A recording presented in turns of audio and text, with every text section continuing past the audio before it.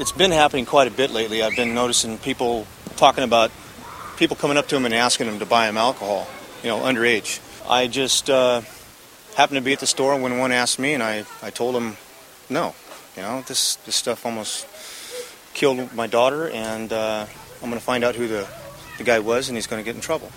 And so when I got home, I turned him into the police department. They came down, had me go down and ID him. I came home 2 nights later. This happened to my house, and they attacked me and my family. Well, my wife and I were both at our computers and separate rooms when we heard a loud crash. I ran into the bedroom where the glass was and saw that my daughter was okay. At the moment I seen people running down out of my yard. My son and I took off running after them.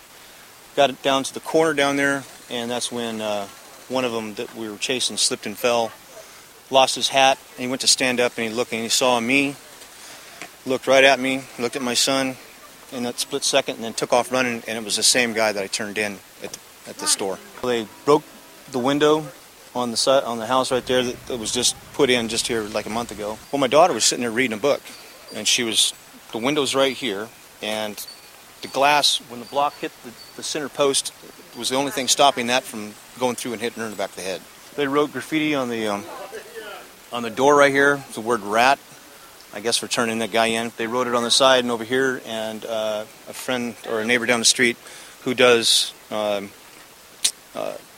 recognizing letters from different gangs and whatnot, he said that this was done by 3 different people, the lettering on each one. They all 3 started bashing away at the car. They left all 3 of the blocks here. One's still over by the window, and there's still one by this door here where they busted this glass out and took off and smashed this one. So they spent a few seconds doing this. It was a matter of we had the TV going and stuff, and we didn't hear anything until the window broke. Well, I've talked to a couple of different officers, and they said that because this is tied into the other night and it's an intimidation, there's a possibility it is a felony.